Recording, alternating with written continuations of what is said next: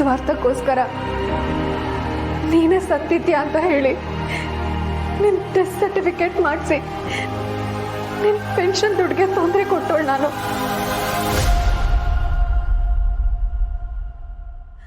ಆದ್ರೂ ಅದನ್ನೆಲ್ಲ ಸಹಿಸ್ಕೊಂಡು ನನಗೆ ಸಹಾಯ ಮಾಡ್ತಿದ್ಯಾ ತಾತ. ಅಮ್ಮನ ಮನೆಯವ್ರಿಗೆ ಅಷ್ಟೆಲ್ಲ ಸುಳ್ಳು ಹೇಳಿ ಎಲ್ರಿಗೂ ಅವಮಾನ ಆಗೋ ಥರ ಮಾಡಿದೆ. ಆದ್ರೂ ಅದನ್ನೆಲ್ಲ ಮರೆತು ನನ್ನನ್ನು ನೀವೆಲ್ಲ ಕಾಪಾಡ್ತಿದ್ದೀರಾ. ಇಲ್ಲ ತಾತ, ನನಗೆ ನನ್ನ ಬಗ್ಗೆ ಅಸಹ್ಯ ಆಗ್ತಿದೆ. ನನ್ನಂಥ ಪಾಪಿಗೋಸ್ಕರ ನೀವೆಲ್ಲ ಇಷ್ಟ ದೊಡ್ಡ ತ್ಯಾಗ ಮಾಡಬೇಡಿ ತಾತ. ಅಯ್ಯೋ ಹುಚ್ಚಿ, ನನಗೆ ನೀನಾಗಲಿ, ದಂಡಪಿಂಡ ಆಗಲಿ, ಸೋಗ್ಲಾಡಿ ಆಗಲಿ, ತುಳಸಿ ಆಗಲಿ ಯಾರು ಬೇರೆ ಬೇರೆ ಅಲ್ಲ. ಎಲ್ಲರೂ ನನ್ನ ಪುಟ್ಟ ಮಕ್ಕಳೇ. ಈ ಮನೇಲಿ ಯಾರಿಗೆ ನೋವಾಗಲಿ, ಅವಮಾನ ಆಗಲಿ, ದತ್ತ ತನ್ನ ಪ್ರಾಣ ಬಿಟ್ಕೊಡ್ತಾನೆಯೇ ಹೊರತು ನಿಮ್ಮನ್ನು ಬಿಟ್ಕೊಡೋದಿಲ್ಲ.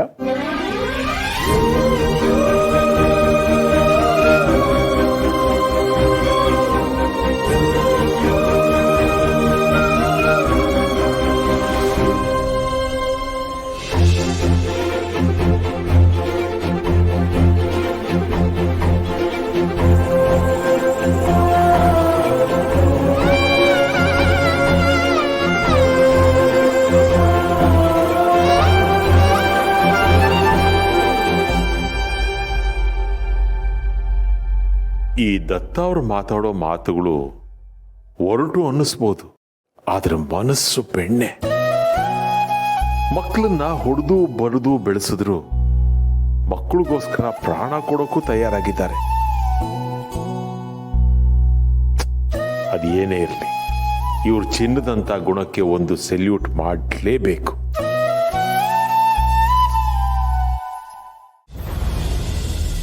ಇಷ್ಟು ದಿನ ಪ್ರೆಗ್ನೆಂಟ್ ಅಂತ ನಾಟಕ ಮಾಡೋದು, ನಾವೆಲ್ಲರೂ ಸೀಮಂತಕ್ಕೆ ರೆಡಿ ಮಾಡೋದು. ಇವಳು ಹುಟ್ಟಿರೋದೆ ನಮ್ಮ ಮಾನ ಮರ್ಯಾದೆ ಕಳೆಯೋದಕ್ಕೆ. ಇವಳು ಬದುಕಿರೋದಕ್ಕಿಂತ ಸಾಯೋದೇ ಒಳ್ಳೆಯದು. ನೀನ್ ಈ ರೀತಿ ಬದುಕಲಿ ಅಂತ ನಾನು ನಿನ್ನನ್ನು ಹೆತ್ತಿದ್ದು. ಯಾಕೆ ಹೀಗೆ ಮಾಡ್ತಾ ಇದೀಯಾ? ಏನಾಯ್ತು ನಿನಗೆ? ಮಾವ ಈ ಮನೆಗೆ ದೇವರಿದ್ದಾಗೆ. ಅವ್ರು ಇಲ್ಲಿರೋದ್ರಿಂದನೇ ಈ ಮನೆ ನನಗೆ ಯಾವಾಗಲೂ ದೇವಸ್ಥಾನ ಥರ ಕಾಣುತ್ತೆ. ಅಂಥದ್ರಲ್ಲಿ ದುಡ್ಡಿಗೋಸ್ಕರ ಮಾವ ಬದುಕಿಲ್ಲ ಅಂತ ಡೆತ್ ಸರ್ಟಿಫಿಕೇಟ್ ಮಾಡಿಸಿದವಳು ಇವಳು. ಈ ಮನೆ ಆಸ್ತಿ ಪತ್ರ ಇದನ್ನ ಅಡವಿಟ್ಟು ಇವಳ ಸಾಲ ತೀರಿಸ್ಬೇಕು ಅಂತ ಅನ್ಕೊಂಡಿದ್ದೀನಿ. ಈ ಮನೆಯಲ್ಲಿ ಯಾರಿಗೆ ನೋವಾಗಲಿ, ಅವಮಾನ ಆಗಲಿ, ದತ್ತ ತನ್ನ ಪ್ರಾಣ ಬಿಟ್ಕೊಡ್ತಾನೆಯೇ ಹೊರತು ನಿಮ್ಮನ್ನು ಬಿಟ್ಕೊಡೋದಿಲ್ಲ. ನನ್ನಂಥ ಪಾಪಿಗೆ ಈ ಭೂಮಿ ಮೇಲೆ ಬದುಕೋ ಯಾವ ಯೋಗ್ಯತೆನೂ ಇಲ್ಲ. ಅಮ್ಮನ ಮನಸ್ಸಿಗೆ ಅಷ್ಟೆಲ್ಲ ನೋವು ಮಾಡಿದೆ. ತಾತಂಗೆ ಎಷ್ಟು ಸುಳ್ಳು ಹೇಳಿದೆ. ದುಡ್ಡಿಗೋಸ್ಕರ ತಾತ ಸತ್ತಿದ್ದಾರೆ ಅಂತ ಹೇಳಿ ಡೆತ್ ಸರ್ಟಿಫಿಕೇಟ್ ಮಾಡಿಸ್ದೆ. ಆದ್ರೆ ಅದೇ ದುಡ್ಡಿಗೋಸ್ಕರ ನನ್ನ ಮಾನ ಪ್ರಾಣ ಹೋಗೋಂಥ ಸ್ಥಿತಿಲಿ ತಾತನೇ ಬಂದು ನನ್ನ ಕಾಪಾಡಿದ್ರು. ನಮ್ಮ ಮನೆಯವರೆಲ್ಲ ದೇವ್ರಂತವ್ರು.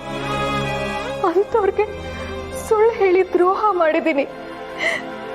ನಾನು ಮಾಡಿರೋ ತಪ್ಪಿಗೆ ಕ್ಷಮೆನೇ ಇಲ್ಲ.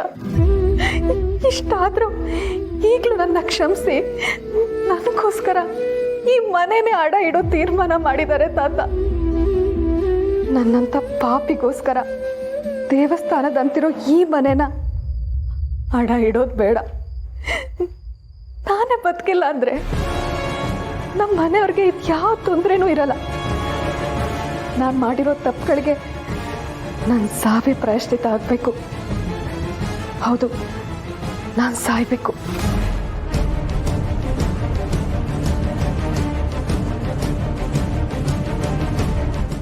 ಏನೋ ಗೊತ್ತಿಲ್ಲ ಅಕ್ಕ, ನೀನು ಸಮಾಧಿಗೆ ಹೋಗಿ ಬಂದರೆ ಒಂಥರ ನೆಮ್ಮದಿ ಸಿಗುತ್ತೆ.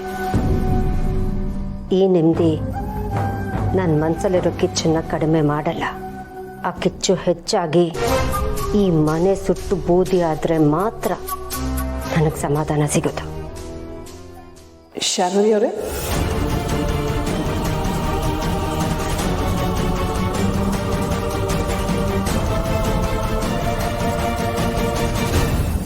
ಏನಿದು, ನೀವು ನನ್ನ ರೂಮಿಗೆ ಬಂದಿದ್ದೀರಾ?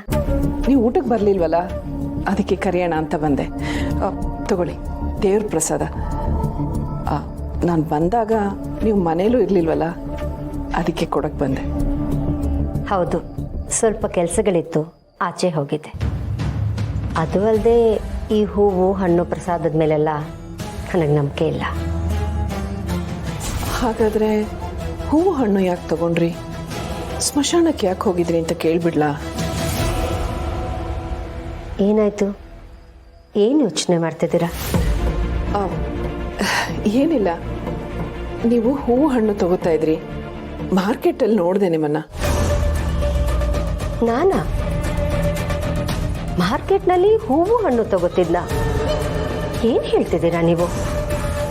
ಇಲ್ಲ, ಈಗ ನಿಮ್ಮ ಮಾತು ಕೇಳಿದ್ಮೇಲೆ ಅದು ನೀವಲ್ಲ ಅಂತ ಅನ್ನಿಸ್ತಾ ಇದೆ. ನಾನು ಬೇರೆ ಯಾರನ್ನೋ ನೋಡಿ ನೀವು ಅಂತ ಅನ್ಕೊಂಡೆ ಅನ್ಸತ್ತೆ. ಹೇಳಿದ್ನಲ್ಲ, ಈ ಹೂವು ಹಣ್ಣು ಪ್ರಸಾದ ಇದ್ಯಾವುದ್ರ ಮೇಲೂ ನನಗೆ ನಂಬಿಕೆ ಇಲ್ಲ ಅಂತ. ಹಾಗಿರುವಾಗ ನಾನು ಯಾಕೆ ಹೂವು ಹಣ್ಣು ತಗೊಳ್ಳಿ? ನೀವು ಬೇರೆ ಯಾರನ್ನೂ ನೋಡಿರ್ತೀರ. ನಾನು ಲೇಡೀಸ್ ಕ್ಲಬ್ಗೆ ಹೋಗಿದ್ದೆ, ಮಾರ್ಕೆಟ್ಗೆಲ್ಲ. ಸರಿ ಶಾರ್ವರಿ ಅವರೇ, ನನಗೆಲ್ಲೋ ಸ್ವಲ್ಪ ಗೊಂದಲ ಆಗಿದೆ ಅನ್ನಿಸ್ತಾ ಇದೆ.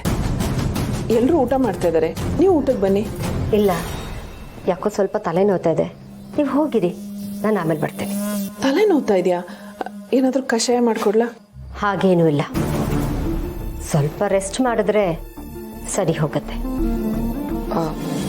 ತಲೆನೋವು ಅಂತಿದ್ದೀರಾ? ಇಷ್ಟೊತ್ತಲ್ಲಿ ಸ್ನಾನ ಮಾಡಿದ್ದೀರಾ? ಯಾವ್ದಾದ್ರು ವಿಷಯ ತಲೆಗೆ ಹಾಕ್ಕೊಂಡು ಯೋಚನೆ ಮಾಡ್ತಾ ಇದ್ರೆ ತಲೆನೋವು ಬರುತ್ತೆ. ನಿಮ್ಗೇನಾದರೂ ಯೋಚನೆ ಮಾಡೋಕೆ ನನಗೇನಿದೆ ಅಂಥದ್ದು ಏನೂ ಇಲ್ಲ. ನೀವು ಹೊರಡಿ, ನಾನು ಆಮೇಲೆ ಬರ್ತೀನಿ. ಸರಿ, ಹಾಗಾದರೆ ಏನಾದರೂ ಬೇಕಿದ್ರೆ ಕೇಳಿ.